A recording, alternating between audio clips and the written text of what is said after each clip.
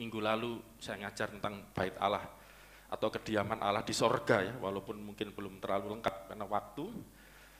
Nanti lain waktu akan ada yang saya sambung yang lebih mendetil lagi ya.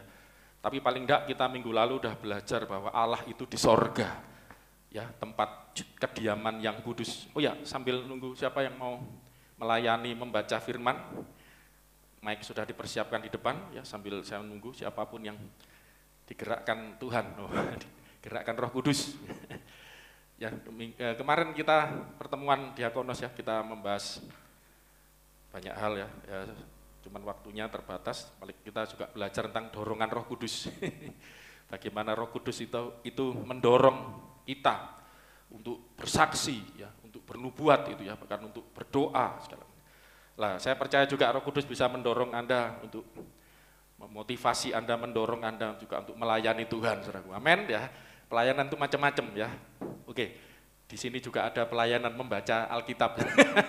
Membantu pendetanya ya, supaya saya enggak sendirian enggak baca. Jadi saya persilakan, bisa maju, itu ada mic-nya di depan. Oke ya. Jadi minggu lalu kita sudah belajar, sambil saya tunggu silakan. Tentang Allah kita yang bersemayam di sorga, saudaraku ya. Di mana Allah di sorga. Tetapi yang luar biasa, walaupun Allah di sorga, Allah itu mendengar, gitu saudaraku ya, doa kita. Allah melihat dari sorga ya, nggak usah saya ulangi terlalu panjang, Anda bisa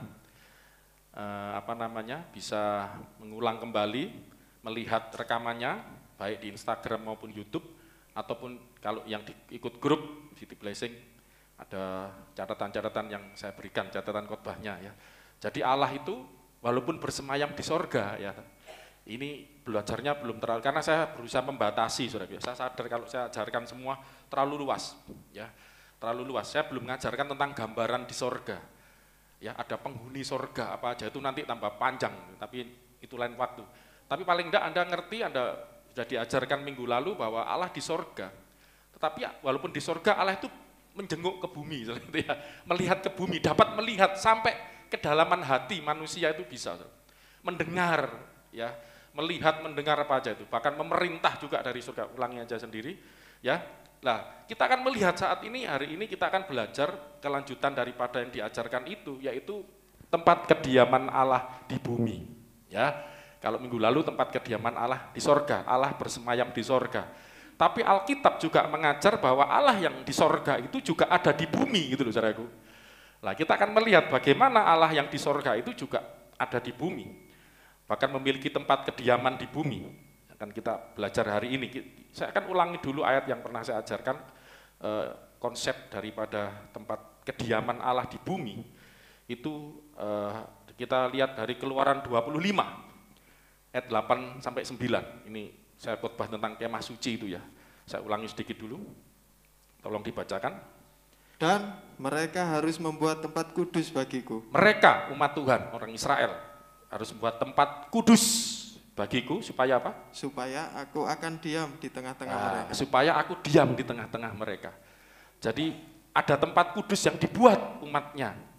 Ya, yang dimaksud ini kemah suci, waktu itu orang Israel di padang gurun.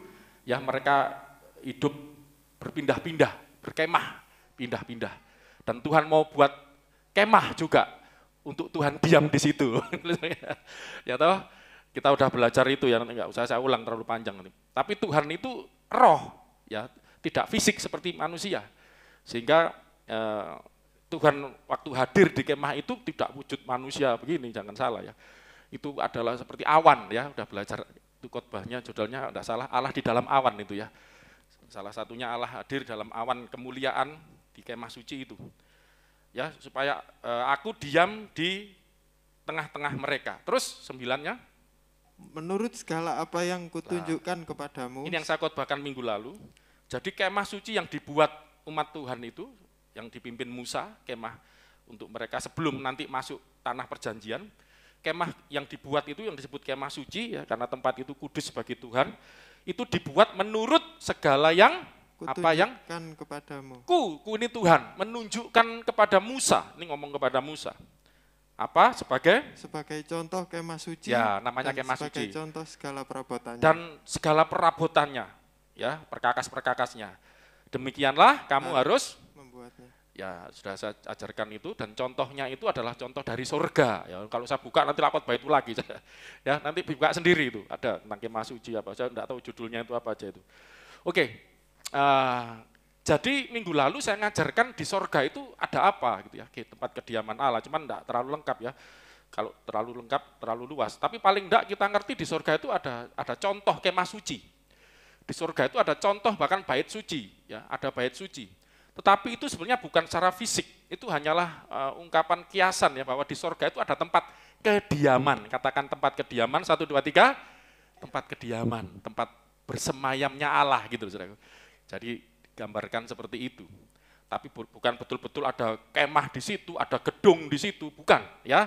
Sudah minggu lalu. Lah kita akan melihat sekarang, saudaraku. Ternyata, dan inilah dasar didirikannya tempat suci.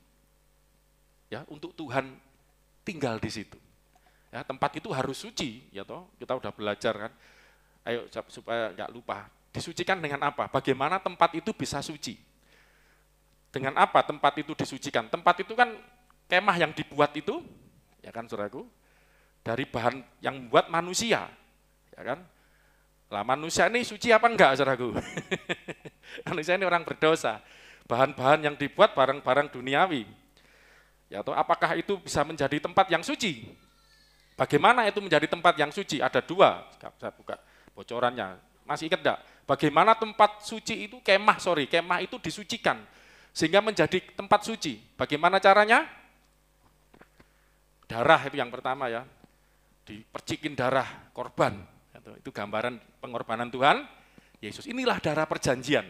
Waktu Musa mencipratkan, ini bahasa Jerman, mercikkan, mencipratkan. Jadi korban itu dipersembahkan, darahnya dipercikkan, segala perkakas kemahnya gitu ya. Jadi jangan dibayangkan suci itu dicuci pakai air, maaf saudara. Lain, itu konsep dunia membersihkan tangan, sudah. Tapi dipercik dengan darah. Saya sudah pernah ajarkan, kenapa kok harus dengan darah? Atau ada prinsip di situ, karena di dalam darah adanya nyawa. Semua manusia ini utang nyawa, saudaraku. Karena manusia pertama, nenek moyang sumber dari manusia yang pertama, Adam itu, ya dapat hukuman. Saat kamu makan buah ini, kamu akan mati. Tapi tidak mati kan, hidup sampai 1000 tahun.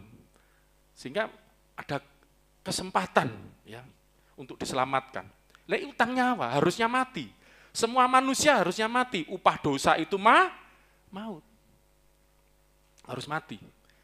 Utang nyawa. Lah makanya di dalam darah itu ada nyawa. Ini perlambang. Darah itu dipercikkan untuk pengampunan dosa. Penghapusan hutang. Makanya korban itu ada salah satu namanya korban penebus salah. Ada penebus dosa. Ditebus. Ya.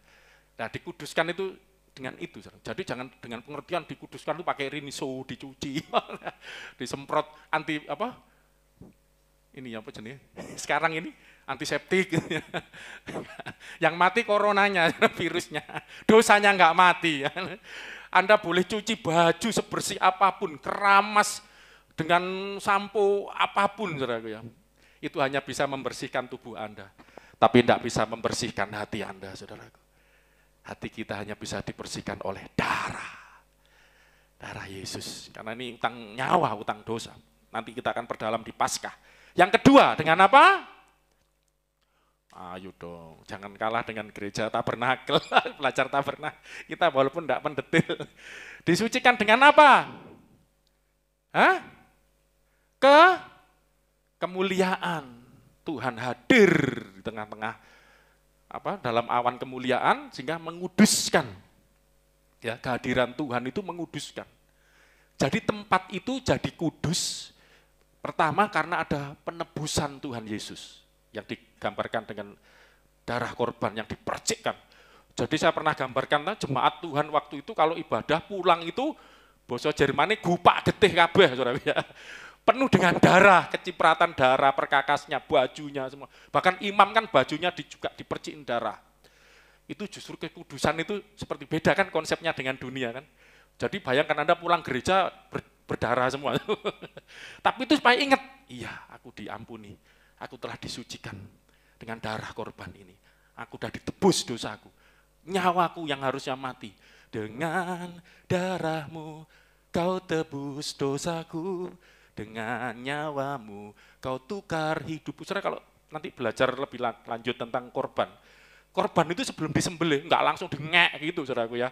Itu imam menumpangkan tangan. Dosaku pindah ning kowe ya, kowe sing nanggung. Mbeknya emoh. Tapi enggak bisa bilang emoh, mbek yo. Pasrah saudaraku ya. Ya toh, jadi itu menggambarkan menanggung dosa melalui korban, tapi itu gambaran saja. Lambang tipologi dari pengorbanan Yesus yang sejati di kayu salib. Terus yang kedua ketika kemah suci dibangun, pasal Keluaran 40, Tuhan hadir dalam awan kemuliaan. Aku menguduskan itu. Lihat sendiri ya, dengan kehadirannya. Jadi tempat itu jadi kudus. Nah, kemah suci ini selanjutnya akan dibangun menjadi tempat yang permanen, jadi gedung. Ketika orang Israel sudah sampai di tanah perjanjian, suatu negara Israel terbentuk, ya, dan saat itulah dibangun dengan apa? Yang membangun adalah Salomo. Kita akan melihat dulu bagaimana bait itu dibangun. 1 Raja-Raja 8, ini panjang ya, saudara bisa baca dari pasal 1, ayat 1 Raja-Raja 8 mulai ayat 1, tapi supaya tidak panjang saya potong ayat 10, bagaimana bait suci setelah dibangun, korban-korban dipersembahkan, ya, kemudian Salomo berdoa, ya, dan terjadilah lawatan Tuhan. Kita lihat, dibaca ayat 10 sampai 13 aja. Ketika imam-imam keluar dari tempat kudus. Ini bukan di kemah lagi ya, sudah dibangun jadi gedung. Ini dipercepat ceritanya. Sudah jadi yang bangun Salomo. Mereka mentahbiskan bait suci itu. Saya sudah pernah khotbahkan pentahbisan kemah suci ya. Awan Tuhan turun, Musa waktu itu yang mentahbiskan, dilawat Tuhan semua dengan kehadiran Tuhan. Nah, sekarang yang terjadi juga di bait suci. Ketika imam-imam keluar dari tempat kudus, apa saudaraku? Datanglah awan memenuhi rumah Tuhan. Datanglah apa? Awan. Memenuhi apa?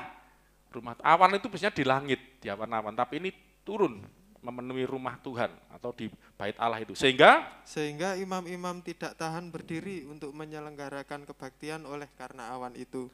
Ya sebab toh, kemuliaan Tuhan memenuhi rumah Tuhan. Rumah Tuhan. Jadi bait Allah itu disebut juga apa?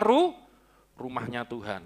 Terus? Pada waktu itu berkatalah Salomo, Tuhan telah menetapkan matahari di langit, tetapi ia memutuskan untuk diam dalam kegelapan. Terakhir, sekarang aku telah mendirikan rumah kediaman bagimu, tempat engkau menetap selama-lamanya. Sebelumnya kemah, sekarang rumah gedung.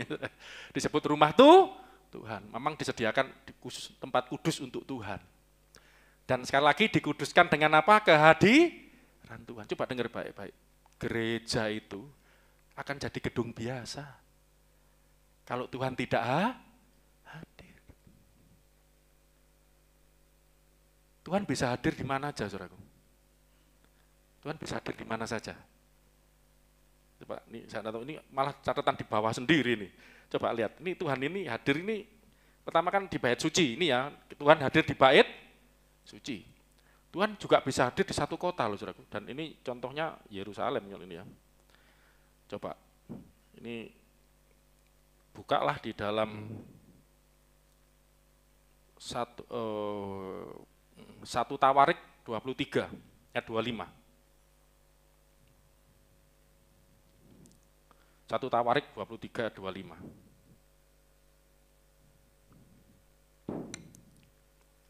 Sebab Daud telah berkata, Tuhan Allah Israel telah mengaruniakan keamanan kepada umatnya, dan ia diam di Yerusalem sampai selama-lamanya. Tuhan Allah Israel diamnya di mana? Yerusalem. Berarti Yerusalem itu apa? Kota, berarti bisa satu kota. Bisa diam. Tapi ini Yerusalem ini kota yang kudus, yang dipilih Tuhan. Ya. Terus Tuhan juga bisa diam di gunungnya yang kudus. Kita lihat ini aja, Mazmur 74 ayat 2.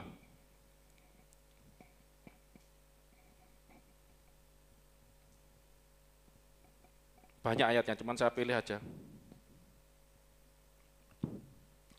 Gunung, ya. Ingatlah akan umatmu yang telah kau peroleh pada zaman purbakala, yang kau tebus menjadi bangsa milikmu sendiri. Ingatlah akan Gunung Sion yang engkau diami. Tuhan mendiami mana juga? Gunung Sion. Bingung enggak saudaraku? Di Bait Allah juga, di Yerusalem juga, di Gunung Sion juga. Ini gimana saudaraku? Yang kalau ngerti topografi jadi ngerti. Bait Allah itu didirikan di suatu bukit yang disebut Bukit Sion atau Gunung Sion. Itu nama gunungnya gitu saudaraku ya. Itu letaknya di kota Yerusalem, ngono loh saudaraku. Gampang kan? Jadi ketika Allah hadir di bait sucinya, Tuhan hadir di bait sucinya, Allah ada di tahtanya, di bait suci di takhta ini. Ini sebetulnya menggambarkan Tuhan itu hadir di tempat yang kudus, asal tempat itu dikuduskan. Jangan Tuhan hadir di situ dengan kehadiran Tuhan, dengan pengorbanan darah, yaitu iman kepada Yesus Kristus. Dan bahkan kota yang Yerusalem itu karena kehadiran Tuhan disebut kota kudus. Coba lihat ini ayatnya. Yeremia mana tadi? Oh sorry, Mazmur 46 ayat 4. Mazmur 46 ayat 4. Kota Allah, kediaman yang maha tinggi, disukakan oleh aliran-aliran sebuah sungai. Ya, kota Allah, kota Yerusalem disebut kota Allah. Ya, karena ada Allah hadir di situ. Lah, rumah ini sekarang yang tinggal di sini, hoster yang keluarga Mas Heru sama Mbak Dewi ya, wah merawat sambil merawat di sini. Ini kan alamatnya di sini ini alamatnya nggak ada nomor ya, pokoknya RT RW, jadi tinggal nyari gitu ya. Jadi gereja ini ya kan rumah yang tinggal, kalau yang tinggal kan Mas Heru ya di sebelah. Tapi di sini juga disebut rumah Tuhan. Loh, kota Yerusalem yang tinggal kan penduduk Yerusalem, tapi disebut kota Allah, kotanya Allah. Kenapa? Karena ada Allah hadir. Demikian juga dengan hidup saudara. Nama Anda boleh Heru, nama Anda boleh Yuga, boleh Joshua. Tapi tahu enggak, kita bersyukur loh, kita disebut Kristen. Kristen itu artinya apa? Mengikut Kristus, ikut Yesus. Dan Kristus yang kita ikuti itu ada di mana, saudaraku? Kristus yang kita ikuti itu ada di mana? Kalau sempat berapa? 13. Oleh imanmu, Efesus 3, sorry itu. Kristus diam di dalam hatimu. Bayangkan, ini jadi tempat kediamannya Tuhan, ya, oleh iman kepada Yesus. Akhirnya kita ini tidak cuma bawa nama kita sendiri. Makanya kenapa kalau orang Kristen kok selalu jadi omongan, Kristen kok kelakuannya ngono. Karena dia membawa dalam dirinya, ini bukan dirinya sendiri. Tidak tahukah kamu, ya toh, makanya firman Tuhan, tubuhmu telah dibeli, harganya lunas dibayar. Karena itu muliakan Allah dengan tubuhmu, ini bukan tubuhmu lagi. Ini sudah punyanya Tuhan, sudah ditebus. Nah itu ya, itu kok aplikasinya seperti itu. Ayat satu lagi untuk menjelaskan kehadiran Tuhan. Ini luar biasa, bahkan Allah itu hadir di seluruh negara. Dalam hal ini umat pilihannya ya, bangsa Israel. Yeremia 7, ini agak panjang, ayat 3 sampai 7 ya. Yeremia 7, ayat 3 sampai 7, tolong dibaca. Beginilah firman Tuhan semesta alam, Allah Israel. Perbaikilah tingkah langkahmu dan perbuatanmu, maka aku mau diam bersama-sama kamu di tempat ini. Janganlah percaya kepada perkataan Jadi dusta. Tuhan itu mau diam bersama-sama kamu di tempat ini. Tempat ini itu apa? Nanti kita lihat. Tapi kamu harus perbaiki tingkah lakumu dulu. Aku mau tinggal kira-kira gitu ya. Terus selanjutnya? Ini bait Tuhan, bait Tuhan. Jangan percaya Tuhan. Orang ngomong ini bait Tuhan. Ini gereja. Gedungnya bener. Ada Tuhan enggak di situ? Ini anak Tuhan. Ini ada Kristus enggak dalam dirimu? Sama aja kan? Kristen kalau cuma KTP-nya tok, hati-hati loh saudaraku. Nanti yang masuk surga KTP-nya nanti. Orangnya ketinggalan, mau KTP-nya Kristen. Pengikut Kristus hidup mengikuti Yesus, cara hidupnya Yesus, moralitasnya Yesus, perilakunya, perkataan, pikiran, perbuatan. Jangan percaya ini bait Allah, ini bait Allah, ini bait Allah. Terus melainkan jika kamu sungguh-sungguh memperbaiki tingkah langkahmu dan perbuatanmu, jika kamu sungguh-sungguh melaksanakan keadilan di antara kamu masing-masing. Terus sekarang bacanya tambah enak ya. Ini loh saudaraku, dulu pertama tak sikat terus keliru terus. Sekarang enak. Makanya yang pernah saya tegur-tegur enggak usah mundur, amin Chandra. Udah ampun ya. Silakan sudah enggak mau. Ini Mas Yulio contohnya. Sekarang bacanya bagus. Terus tidak menindas orang asing, yes, yatim dan janda, yes, tidak menumpahkan darah orang yang tidak bersalah di tempat ini, yes, dan tidak mengikuti Allah lain ya, dukun-dukun yang menjadi kemalanganmu sendiri. Bikin malang, terus maka aku mau diam bersama-sama kamu di tempat ini, yes, di tanah yang telah kuberikan kepada nenek moyangmu, dari dahulu kala sampai selama-lamanya. Tuhan mau hadir di tanah mana tadi? Nenek moyang. Yang kuberikan, dari tanah yang diberikan Tuhan itu kan tanah perjanjian. Seluruh Israel, Tuhan mau tinggal.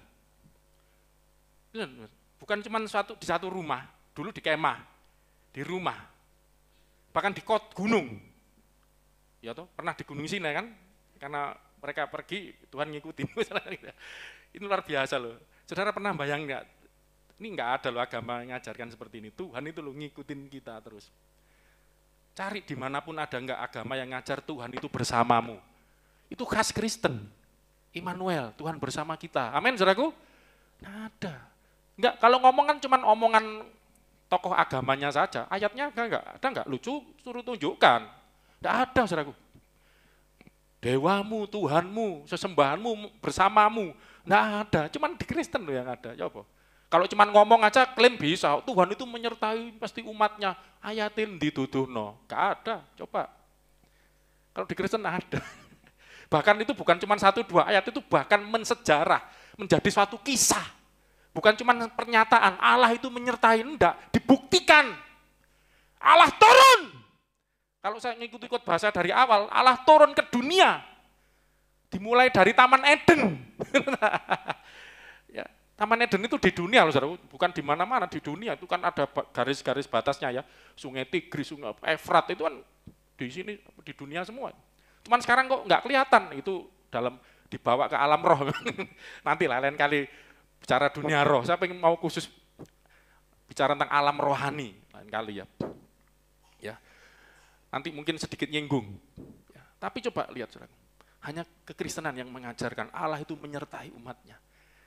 Ya, Allah menyertai umatnya sampai ke Yerusalem, bangun bait Allah, tinggal di situ, bahkan seluruh tanah yang kamu diami ini, aku mau diam di situ. Dan yang luar biasa, bukan cuma diam, saudaraku. Yeskiel 37 ayat 26 sampai 28. Yeskiel pasal 37 26 sampai 28, apa yang dikatakan firman Tuhan. Aku akan mengadakan perjanjian damai dengan mereka. Dan itu akan menjadi perjanjian yang kekal dengan mereka. Aku akan memberkati mereka dan membuat mereka banyak. Dan memberikan tempat kudusku di tengah-tengah mereka untuk selama-lamanya. Tempat kudus di tengah-tengah umatnya, Israel. Terus? Tempat kediamanku pun akan pada mereka. Dan aku akan menjadi Allah mereka. Dan mereka akan menjadi umatku. Terus 28. Maka bangsa-bangsa akan mengetahui bahwa aku, Tuhan menguduskan Israel. Siapa? Israel. Israel itu satu orang apa 2 orang? Satu bangsa. Wow. Allah itu menguduskan satu bangsa dengan kehadirannya dalam tempatku kudusnya. Coba ini prinsipnya dulu, tangkap dulu. Aku mau kamu membangun tempat kudus bagiku, untuk aku diam. Dan ternyata ada maksud Tuhan. Dengan Tuhan berdiam di tempat kudus yang dibangun umatnya, tempat itu bukan hanya tempat itu yang dikuduskan, umatnya juga dikuduskan. Ini loh pengudusan. Dalam Tuhan itu, kok berubah suaranya. Ya, menguduskan Israel. Terus? Pada waktu tempat kudusku berada di Pada tengah-tengah mereka. waktu kapan Israel dikuduskan? Pada waktu kapan? Tempat kudusku berada di tengah-tengah mereka. Ketika tempat kudusku ada di tengah-tengah mereka. Kok gini mic-nya ya? Serangan gelap ini. Haleluya. Pasti kalau ngomong yang penting, kan nono aja. Ya tempat kudusku. Ketika tempat kudusku di tengah-tengah mereka, umatku mereka ini umat Israel akan jadi kudus. Padahal tempat kudusnya, saudara kalau tahu, pernah lihat petanya enggak? Ya, itu kan luas Israel. Kota Yerusalem itu ibu kotanya, ya. Di situ ada Bukit Sion, disitulah Bait Allah dibangun. Allah hadir di situ. Kekudusan itu bisa. Jadi ayat satu lagi bisa menjelaskan. Yoel pasal 3 ayat 17. Yoel pasal 3 ayat 17.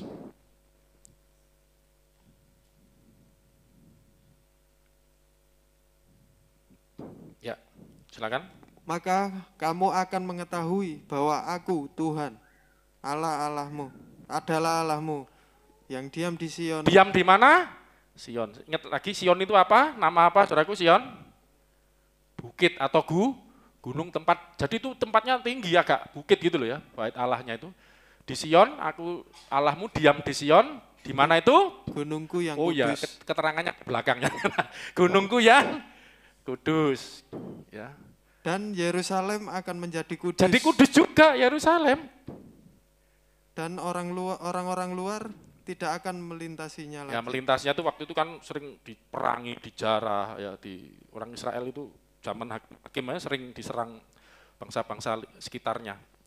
Tapi dengan kehadiran Tuhan, ada perlindungan Tuhan. Saudaraku. Amin. Ini janji Tuhan. Saya ngajarkan ini, saudaraku. Nah, maaf ya, ini semua agama ini tanpa sadar sudah mempraktekkan ini ya. Cuman masalahnya jadi kudus enggak urusan masing-masing lah ya. Tahu enggak? Saudara, saya punya saudara Hindu juga. Setiap rumah itu punya pura kecil-kecil. Saudara Muslim di rumah tangganya, di keluarga rumahnya masing-masing membangun apa? Biasanya musola kecil. Orang Kristen bangun apa di rumahmu? Puji Tuhan, mesbah. Mesbah keluarga. Enggak harus punya tempat khusus. Itu loh bedanya. Kita enggak perlu bangun gereja kecil, chapel kecil di rumah. Enggak harus ada chapelnya, tapi enggak di rumah enggak ada apa? Kasih. Enggak ada pengampunan. Enggak ada sukacita, enggak ada kedamaian. Ini ayat kesenangan istri saya. Kerajaan Allah itu bukan berbicara tentang makanan dan minuman halal yang fisik. Tetapi kerajaan Allah itu berbicara tentang kebenaran, damai sejahtera, dan sukacita yang dikerjakan oleh Roh Kudus. Tadi kan perbaiki tingkah lakumu. Saya mau tanya, suami yang gampar ini isinya plok-plok, misui, ini saudara bangun musola di situ, saudara bangun gereja kecil di situ. Sesuai ayat tadi, Allah hadir enggak di situ? Dengan tingkah lakumu yang seperti itu. Aku mau tinggal, tapi kok kamu, ini bukan tempat kudus ini kandang wedus ini. Amin, saudaraku. Ayo bangun mesbah di tempat kita masing-masing. Bangun tempat kudus di rumah kita masing-masing, amin. Bangun tempat kudus di keluarga kita masing-masing, amin. Ini saudaraku. Ya kan? Kok nggak ada yang amin, lemes kabeh, wedi kabeh. Saya ngajarkan ini tujuan saya supaya jemaat menyadari, oh ya Tuhan itu mau loh diam di tengah-tengah umat. Mau. Bahkan menguduskan itu enggak cuma satu rumah. Itu bahkan makanya Yesus ngomong, pergi jadikan semua bangsa muridku. Kamu akan jadi saksiku di Yudea. Yerusalem dulu. Yudea itu provinsinya, Yerusalem itu kota, Yudea itu provinsi, Samaria itu kota tetangganya. Dan sampai ujung bumi. Bayangkan, Tuhan itu luar biasa ya, memancarkan tema City Blessing tahun ini, bangkit dan pancarkan terangnya itu, saudaraku. Ya, oke. Kalau cuman mutu aja nggak dipraktekkan, apa artinya? Oke. Sekarang saya akan masuk di tempat kudus ini. Selain yang pertama disebut rumah bagi Tuhan, tempat kediaman Tuhan, dan bahkan kalau kita buat rumah itu di tempat kita masing-masing, Tuhan hadir di situ, tempat kudus itu hadir di dalam, saudara bisa dibangun mesbah di keluarga Anda.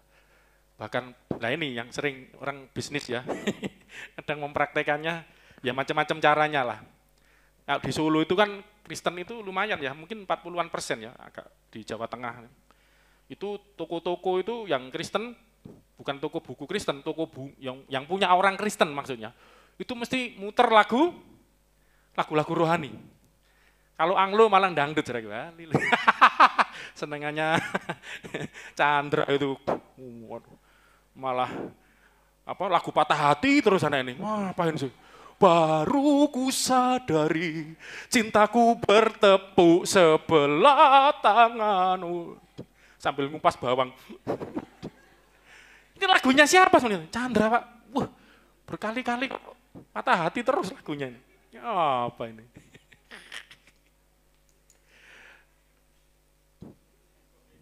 Hah? Ya kan? Tapi di Solo saya lihat ya banyak toko-toko yang punya orang Kristen sana oke aja nyetel lagu rohani gitu. Tapi bukan itu maksud saudaraku. Mangap. Nyetelnya lagu rohani. Tapi bosnya sama pegawainya matanya di mana? Marah-marah. Ayo sana. Di situ yang terjadi percekcokan satu sama lain, jegal-jegalan. Lagunya lagu rohani.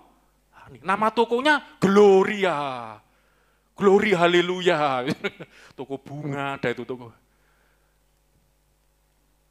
Tuhan enggak bisa disuap, enggak bisa ditipu dengan seperti itu. Ya saya sih oke, lagu di depot itu malah lagu-lagu kadang campur sari, enggak masalah. Ya kalau nyanyi lagu gereja kan pikir ini apa ini, enggak masalah. Tapi yang jangan patah hati gitu ya Chandra ya, kamu milih lagu kok. Apa satu lagu itu, semboso Jawa itu, apa tak titip no, apa jadi itu karena sudah direbut orang sudah tak titipkan sekarang.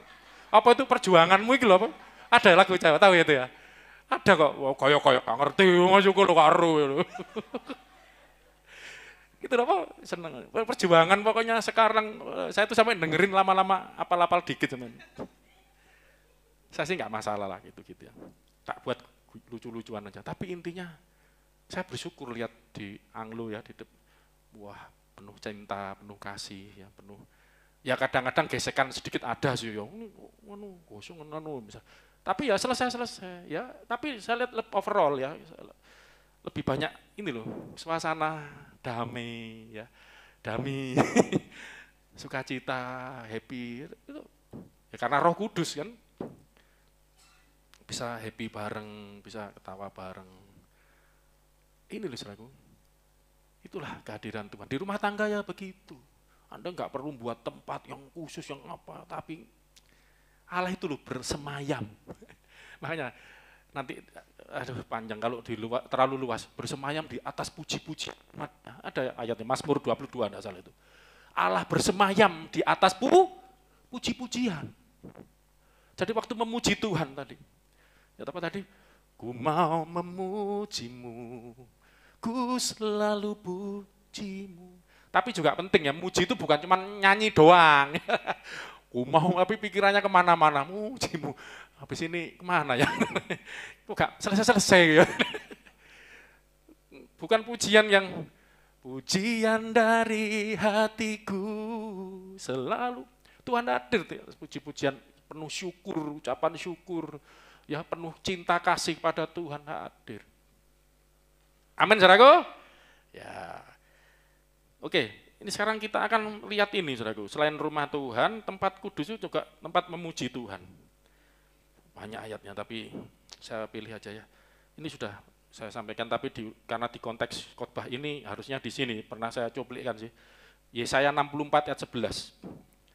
Jadi, tempat kudusnya Tuhan yang akan itu menjadi tempat kediamannya Tuhan atau rumah, itu juga menjadi tempat untuk memuji-muji Tuhan gitu loh, ya umatnya memuji. Ya ayat ini baca. Bait kami yang kudus dan agung, tempat nenek moyang kami memuji-muji Engkau. Bait kudus itu tempat apa saudaraku? Ya nenek moyang kami, ya termasuk kita juga nantinya kan, memuji itu umat Israel, memuji-muji Engkau. Tapi enggak usah baca bawahnya itu menjelaskan bagaimana akhirnya tempat itu nanti bait suci itu dihancurkan, saudaraku. Kenapa? Karena umat Israel tidak lagi menghormati kekudusannya. Nanti mungkin ada di ayat selanjutnya. Ya, kalau saya lihat ini jadi reruntuhan akhirnya. Ya, sayang kan, saudaraku. Ya, toh. Makanya nanti kita akan bahas kenapa kok bait suci sampai hancur. Terus selain tempat memuji Tuhan juga tempat berdoa. 1 Raja-Raja 8:29.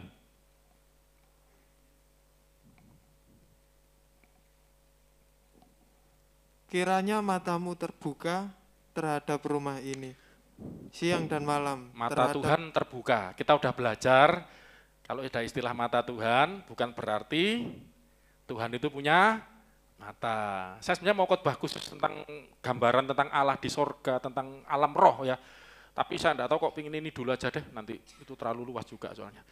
Ingat, ini bahasa kiasan ya, karena Allah itu roh. Saya sudah pernah ngajar, kalau matanya seperti kita, bayangkan manusia, berarti mata itu di depan atau di belakang?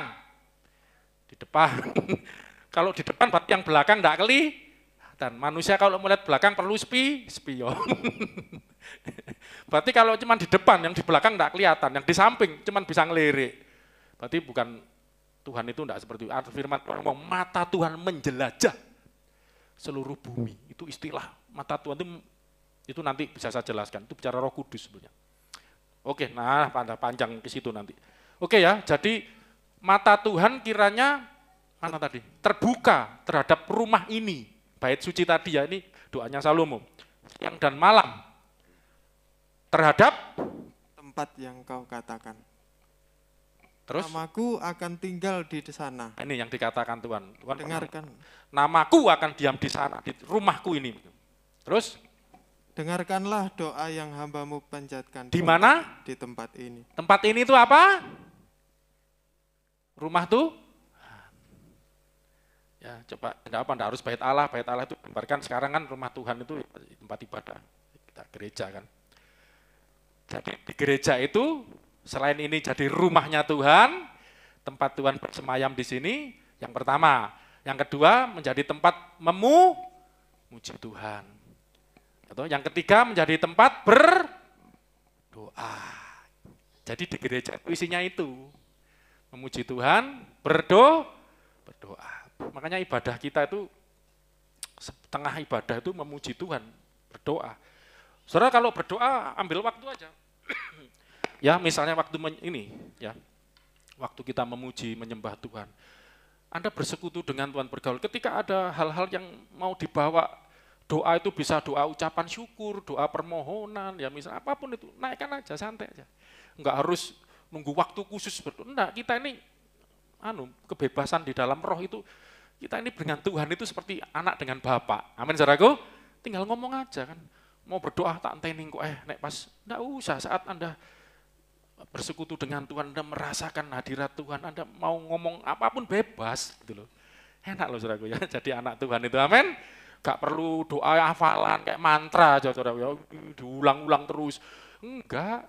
Coba bayangkan kalau Anda punya anak, bangun pagi, ngulang-ulang terus. Selamat pagi Bapak, pagi nak, minta sangu, ya. Sangu jajan, ya. Aku mau sekolah. Ciao. Besok pagi itu, selamat pagi Bapak, ini robot atau apa ini? Program. Enggak. Ya kan? Malah kadang-kadang enggak pakai ngomong. Gini tangannya gini, wis ngerti tak sangu ini. Kadang kita sama bapak ya gitu, cuman gak duit itu. Ini tok tangan berkati. Terus gak usah bingung doa, makanya ngomong kalau kamu berdoa masuk pintu tutup kamar. Tutup kamar, masuk pintu, masuk kamar tutup pintu. Di tempat yang tersembunyi, Bapakmu di surga tahu. Sebelum kamu mengatakan, udah tahu. Ya kan, enggak usah bertele-tele, itu pelajaran tentang doa nanti, malah melebar lagi nanti. Oke ya, dan yang luar biasa, ini bukan cuma tempat berdoa muji Tuhan. Coba baca ayat ini, ngeri enggak saudaraku? Dahsyat. Tes Yesaya 60 ayat 13. Yesaya 60 ayat 13.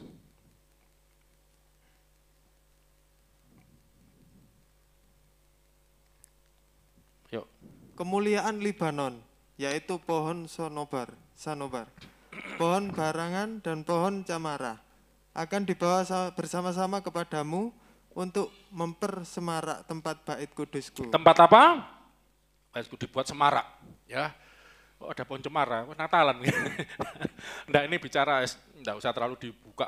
Ini apa pohon sanobar? Nggak, intinya itu dibawa untuk mempersemarak tempat kudusku. Sebab ini yang penting. Sebab aku hendak memuliakan tempat kakiku Aku berjejak. hendak memuliakan apa? Tempat kakiku berjejak. Tempat kakiku berjejak. Apa yang dimaksud tempatnya ini? Ini apa yang dimaksud? Tempat apa ini? Loh, kita baca apa ini? Baitku atau bait suci, kudus sama suci itu sama lah, cek bingung. Ya makan penerjemah itu yang bingungi orang, bait suci, bait kudus. Kok diulat-ulat. Jadi bingung, sama, bait suci, bait kudus, ya toh. Nau hagio. Ya, nau hagio. Nau itu rumah, bait. Ya. Bahasa Yunaninya, bahasa Ibraninya baitul muqaddas, bahasa Arab itu. Ya. Bet hakodes, rumah, bet itu rumah. Hakodes itu kudus. Ya. Lah apa? Aku mau memuliakan bait kudusku ini loh. Karena ini tempat kakiku berjejak. Jadi rumah Tuhan ini disebut juga tempat kakinya Tuhan berjejak. Loh Pak, mana kakinya Pak? Wih, ini bukan harafiah gitu ya. Apa? Kalau saudara punya gambaran, ini kiasan, ini mengkiaskan apa? Kalau di sini tempat kakinya Tuhan berjejak itu maksudnya apa? Enggak apa-apa, bebas, silakan. Kira-kira apa, saudaraku? Ini tempat kakiku berjejak. Ngidek. Aku ngidek sikilku ning omahku iki, bait suciku iki. Kemuliaan yang nyata. Apa meneh? Loh, enggak apa-apa. Kalau kersel itu gini Pak Ari. Apa menurut Anda gitu ya, biar hidup semua kan. Kemis depan kersel saudaraku ya. Ke kemis depan, hari kemis depan, kemis ini kemisnya lagi. Nanti kita buat dua model ya. Jadi yang ada di gereja, yang enggak di gereja ikut di di live streaming kan nanti. Pakai nanti terserah, Google Meet ya biasanya. Apa? Tempat kaki berjejak. Tempat tinggal bisa, tadi tempat menyatakan apa kopi mau? Julio tadi. Tempat tinggal masuk ke apa? Tempat kemuliaan yang nyata, kasih istilah yang nyata lah gitu. Ada jejak kaki, oke toh, no ya, oh ya, wes apa? Enggak apa-apa, bebas. Pak Hari apa tadi? Apa? Tempat berpuasa, tempat kekuasaan. Oh, bagus nyonya, Bu Gembala. Apa? Bu, yang lain silakan. Ini kan istilah tempat. Lah ini pinter berarti Anda ngerti ini bukan ini tempat kakiku. Terus mata Tuhan menjelajah, mata Tuhan melihat ke tempat rumah ini.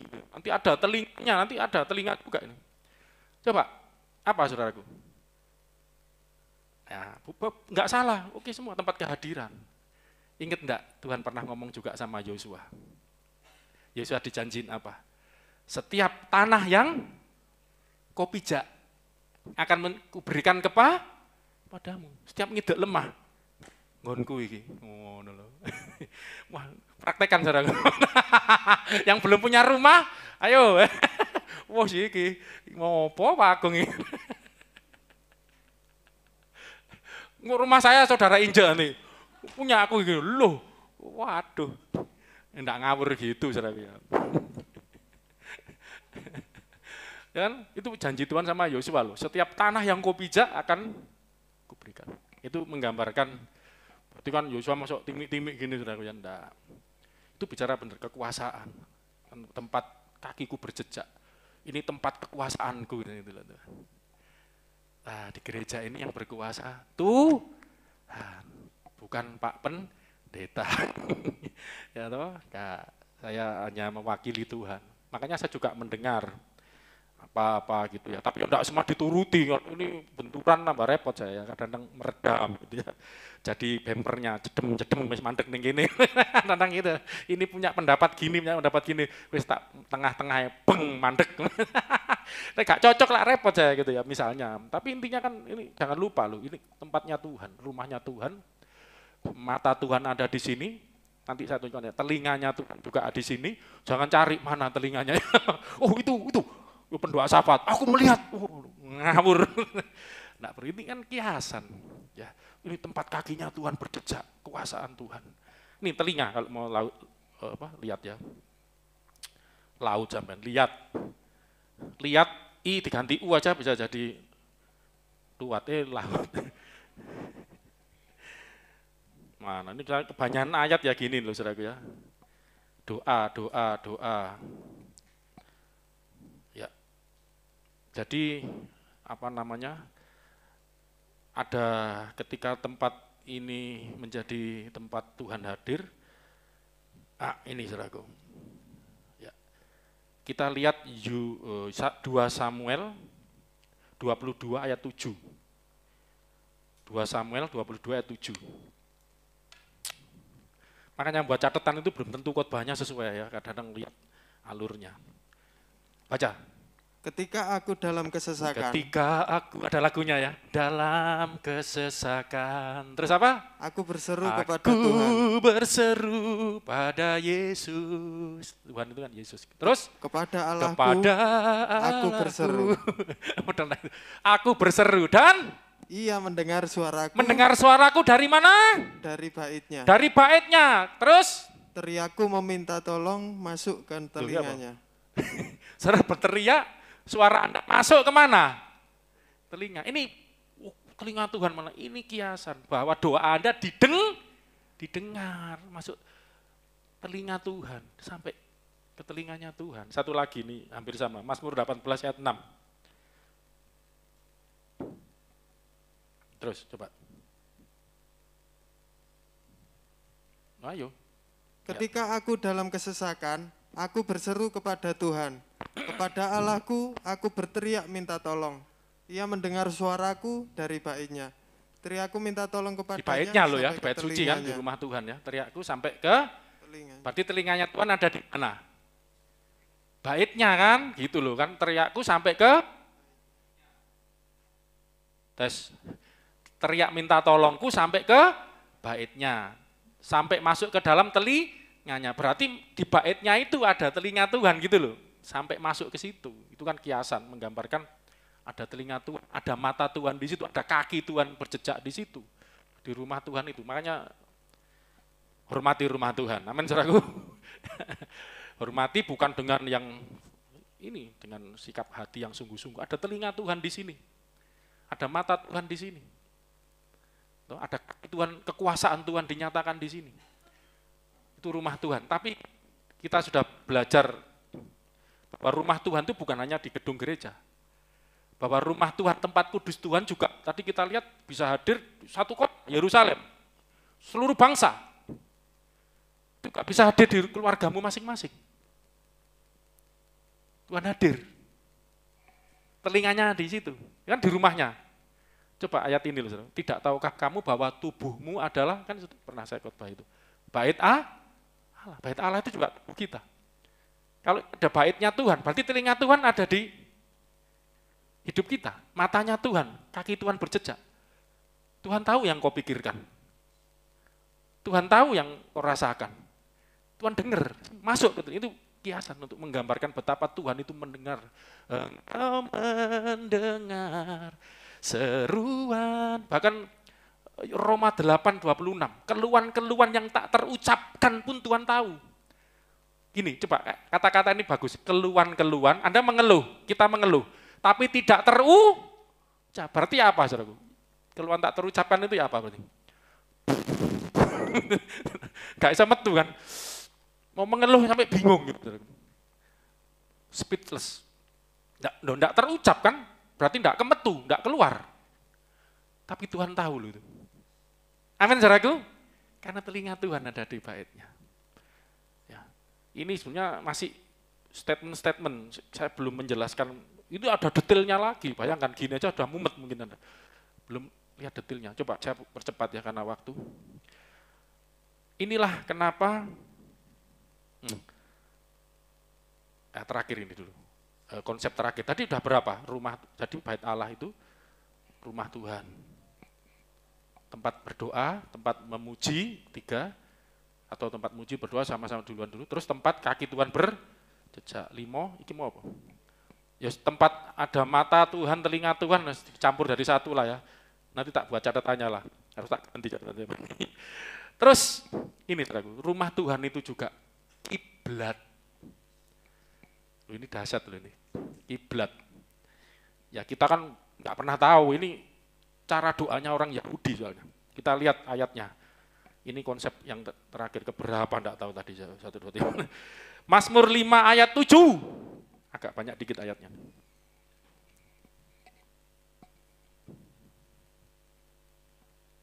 Agak cepat ya, ada ayat langsung baca, nggak usah nunggu karena agak banyak. Tetapi aku berkata kasih setiamu berkat kasih setiamu yang besar. Berkat kasih, tenang. Tak suruh cepet, langsung cepet bener. Maksudku cepet bacanya, bukan baca cepet-cepet. Setelah ayatnya muncul, silakan dibaca. Ulangi. Tetapi aku berkat kasih setiamu yang besar. Amen. Aku akan masuk ke dalam rumahmu. Yes, terus? Sujud menyembah ke arah baitmu. Ke arah baitmu yang kudus. Dengan takut akan engkau. Yang disebut kiblat itu ke arah. Saudara muslim, saya mau tanya, orang Yahudi sama orang Kristen duluan mana? Orang Yahudi sama muslim, Islam duluan Yahudi, itu lebih dulu Abraham misalnya.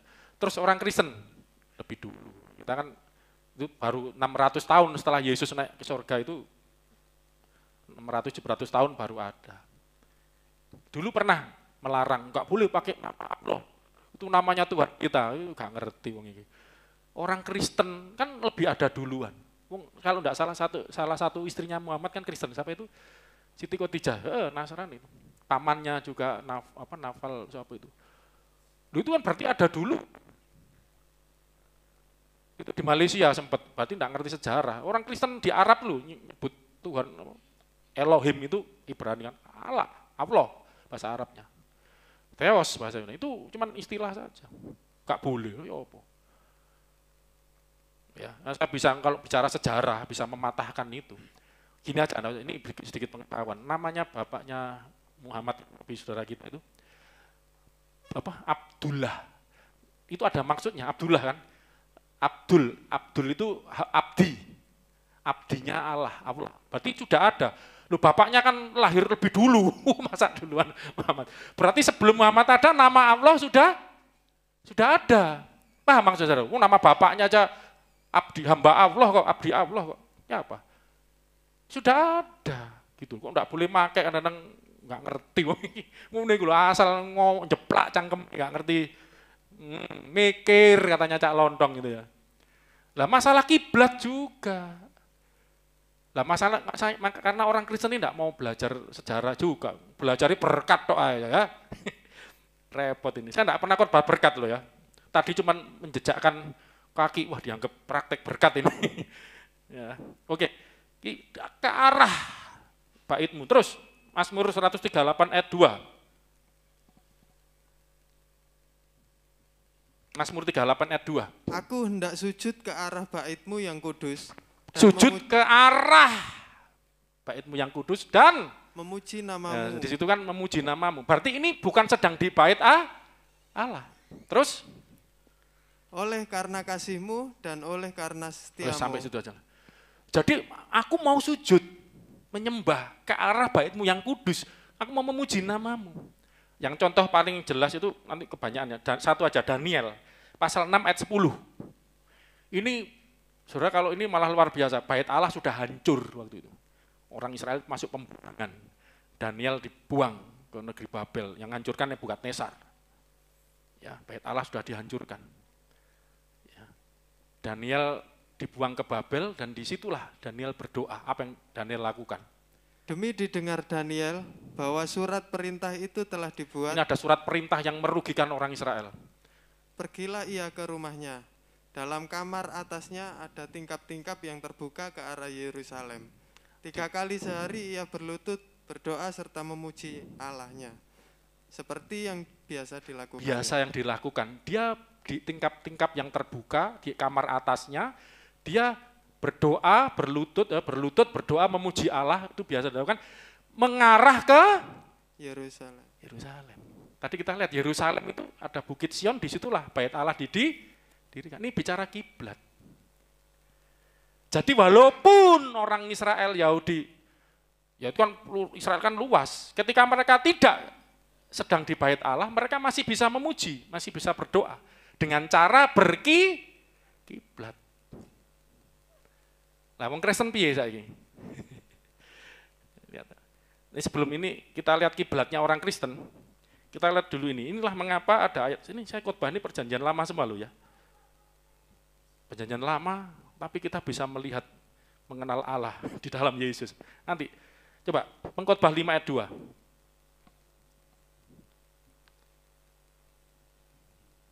Janganlah terburu-buru dengan mulutmu, dan janganlah hatimu lekas-lekas mengeluarkan perkataan di hadapan Allah. Dari sinilah Tuhan Yesus ngajar jangan berdoa, bertele-tele dengan banyaknya kata-kata doamu. Jangan doamu didengar supaya didengar orang banyak. Doa itu kalau jangan dilihat orang, ibadahmu. Kalau berdoa masuk pintu, tutup. Masuk kamar, tutup pintu. Enggak ada yang tahu. Saudara enggak perlu tahu saya berdoa. Tapi jangan jadi alasan, enggak tahu berdoa, kok enggak pernah berdoa. Kamu enggak pernah tahu, memang enggak pernah berdoa. Bukan itu, Anda berdoa, memuji Tuhan, tapi enggak ada yang tahu. Bahkan memberi pun tangan kanan, tangan kiri, jangan sampai, tahu ini luar biasa. Nah, ini jangan terburu-buru dengan mulutmu, jangan lekas-lekas mengeluarkan, terus perkataan di hadapan Allah. Ini kan bicara doa, perkataan di hadapan Allah. Kita ngomong di hadapan Allah. Kapan itu di hadapan Allah? Karena Allah ada di surga. Allah di mana? Di surga. Dan walaupun juga datang ke bumi, juga turun. Dan oleh sebab itu, Allah di surga dan engkau di bumi. Engkau di bumi, ingat ya. Allah di surga, kita di bumi. Terus? Oleh sebab itu, biarlah perkataanmu sedikit. Perkataanmu sedikit. Jadi waktu berdoa, ngomongnya sedikit. Yesus pernah ngajar ini juga kan. Kalau berdoa jangan mengira dengan banyaknya kata-kata doamu dijawab. Tuhan itu tahu engkau sebelum kau mengucapkan, Tuhan tahu apa yang kau butuhkan dalam hatimu. Makanya Allah di sorga, engkau di bumi. Ngomongnya dikit aja. Ya, jangan hati-hati juga dengan perkataanmu. Ya, hati-hati saudara. Saya ini yang pernah waktu kena COVID itu. COVID, supit. Istri saya kan, saya enggak ngerti waktu itu batuk. Saya lihat itu kasihan. Ini kadang-kadang saya aja juga manusiawi ya. Tuhan, kau jangan, biar saya aja yang sakit Tuhan. Berapa kali kita kadang-kadang kalau enggak tega gitu ya. Saya aja yang sakit Tuhan, bener sakit. Setelah saya periksakan, lupa COVID. Awal-awal yang apa itu bukan yang sekarang kan agak enteng Omikron yang Delta itu. Langsung Bapak dicek juga, cek. Saya langsung deg-degan, saya kan sehat, cek, Bapak positif, langsung sakit juga. Makanya hati-hati kalau ngomong gitu. Kalau sekarang sakit, Tuhan sembuhkan, enggak usah ke saya Tuhan. Enggak, tapi saya kata lah, ya biarin suami istri, kapan Tuhan flu lagi kan, zamannya Omikron itu kan. Ibu saya, kamu jangan satu kamar, istriku ya. Siapa yang rawat? Kena banget. Yus waras, puji Tuhan beri kesembuhan. Amin. Ya toh, enggak usah. Tapi intinya hati-hati kalau kita ngomong, kita berdoa. Nih, kata-kata ini saya mau tunjukkan. Jangan hatimu lekas-lekas mengeluarkan perkataan di mana? Di hadapan Allah. Kapan kita di hadapan Allah? Allah di sorga, kamu di bumi. Kapan kamu di hadapan Allah? Ya berdoa, berdoa kan ngomong. Tapi Allah mana? Kan Allah kan enggak kelihatan. Di hadapan itu ketika apa? Coba hubungkan dengan yang saya jelaskan di atasnya. Kiblat. 1, 2, 3. Walau gitu kita mengiblat ke Yerusalem Pak, arah barat walau bukan itu. Nah ini sekarang saya masuk kiblatnya orang Kristen. Ibrani 12 ayat 4. Bukan ya. Ibrani 12-nya bener ayatnya. Ini saya ini.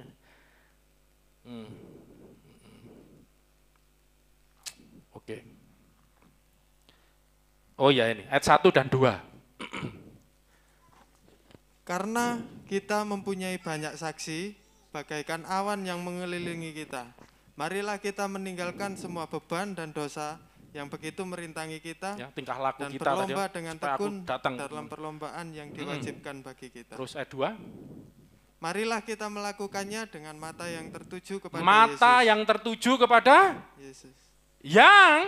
yang Memimpin kita memimpin dalam iman dan membawa iman kita itu membawa iman itu kepada kesempurnaan. ya sampai itu. Ini kiblatnya orang Kristen, mata yang tertuju kepada Yesus. Saat itulah Anda ada di hadapan Allah. Oh, yang ya amin Mas juga. Mungkin kok bisa? Satu ayat terakhir saya tutup. Yohanes pasal 2. Siapa sesungguhnya bait Allah itu, saudara? Itu kan gambaran. Aku kan Allah di surga punya tempat kudus. Ini di bumi buatin, apa aku di situ. Sebenarnya itu gambaran saja. Contoh yang kamu lihat di surga, di Ibrani. Musa diberikan contoh. Itu sesungguhnya siapa? Yohanes pasal 2. Ayat yang ke mana tadi? Yohanes pasal 2. Tak cari dewe. Saya kalau catatan panjang soalnya. Coba Yohanes pasal 2 ayat berapa ini? 8 kayaknya.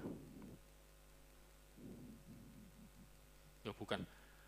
Ini tentang bait 13, mulai 13 sebetulnya, tapi kita baca sendiri mulai 13. Saya mau lompat ke ayat 19, 20, 21.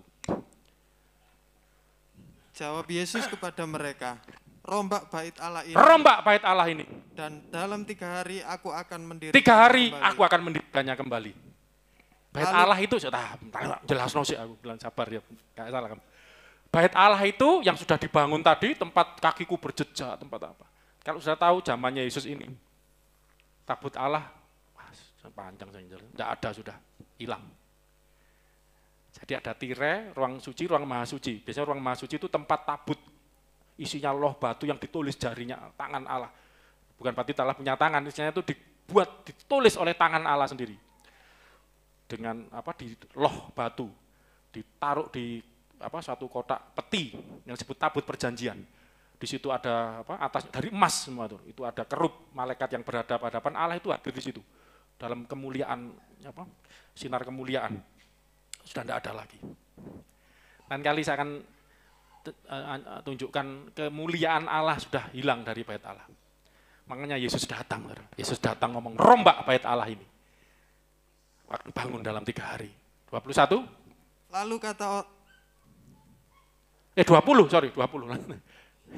Lalu kata orang Yahudi kepadanya, 46 tahun orang mendirikan bait Allah ini, dan engkau dapat membangunnya. Ini bait suci yang kedua, karena yang pertama zamannya Daniel tadi sudah dihancurkan.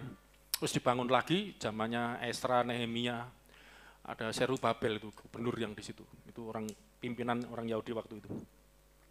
Nanti kitab-kitab Nabi Hagai, siapa itu tentang pembangunan semua. 46 tahun orang mendirikan. Tapi engkau dapat bangunnya dalam 3 hari? Apa jawab Yesus? Apa yang dijelaskan oleh Alkitab? Tetapi yang dimaksudkannya dengan bait Allah ialah tubuhnya sendiri. Apa yang dimaksud Yesus? Robohkan bait Allah ini. Dan nanti memang terbukti roboh, tahun 70 dihancurkan oleh Jenderal Titus. Rusak, sampai sekarang hari ini dan tidak ada kan? Terbukti, robohkan, aku akan bangun dalam 3 hari. Yang dimaksud ternyata adalah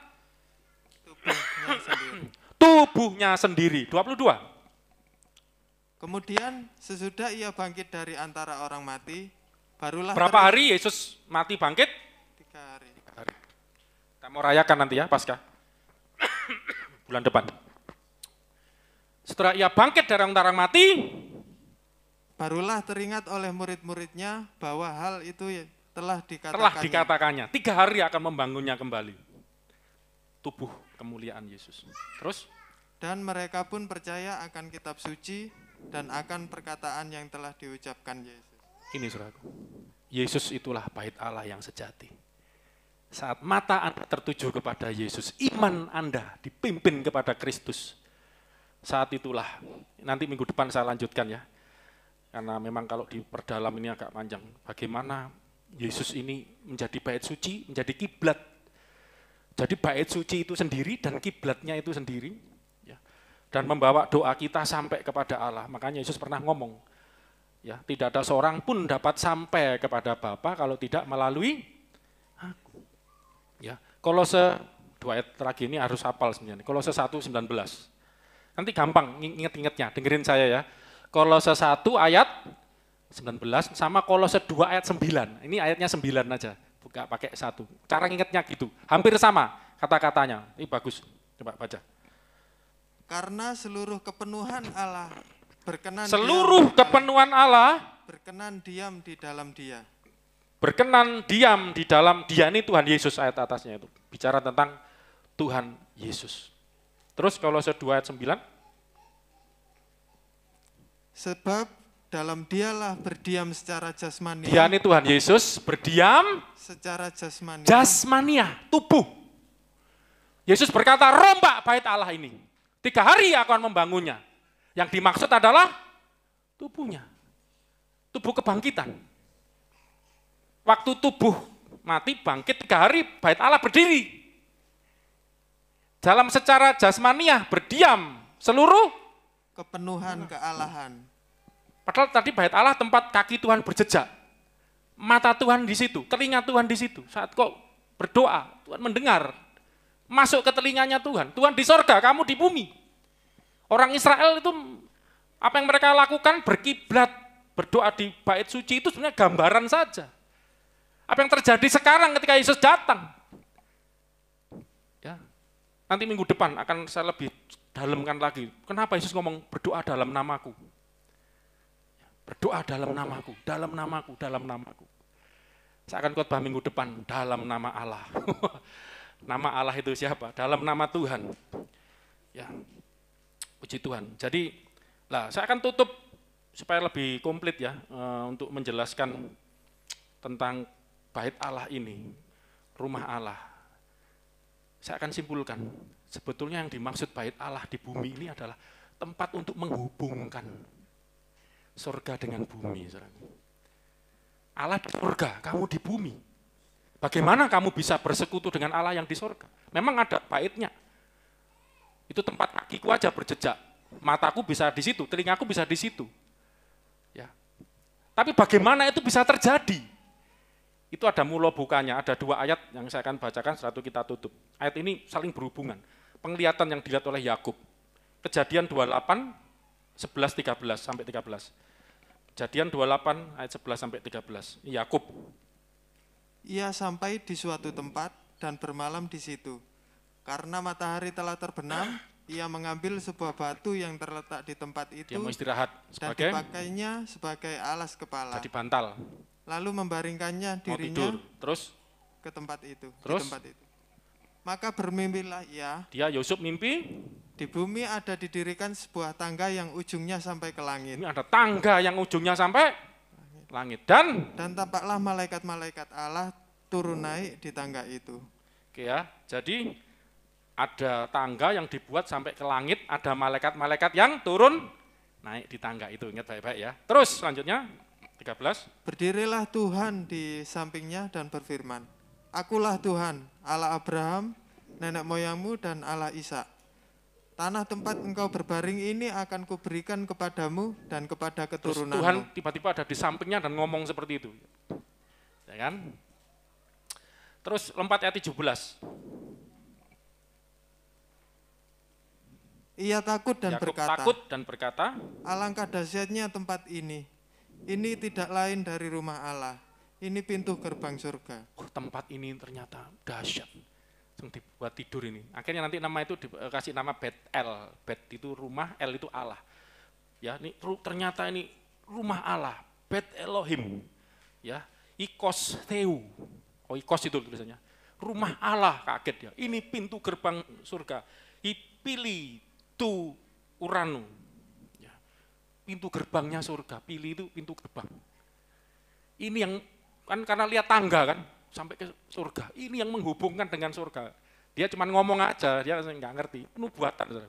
Ternyata Yesus menjelaskan ayat itu kepada tadi namanya anaknya Dewi siapa? Christian Nathanael. Yesus ngomong sama Nathanael seperti ini. Ini makanya waktu ngasih nama, aku mau ngasih ayat tentang Yesus ngomong sama Nathanael kok dia muncul. Yohanes 1 ayat 51. Ini ngomongnya sama Nathanael loh, saudaraku. Baca di atasnya sendiri ya. Lalu kata Yesus kepadanya, Ini Nathanael. aku berkata kepadamu, Aku ngomong sama kamu, Nathanael. sesungguhnya engkau akan melihat langit terbuka dan malaikat-malaikat Allah turun naik kepada anak manusia. Seperti mimpinya Yakub tadi, ada langit terbuka, ada malaikat-malaikat Allah turun naik kepada anak manusia. Tadi malaikat-malaikat itu turun naik kepada tangga. Pintu gerbang.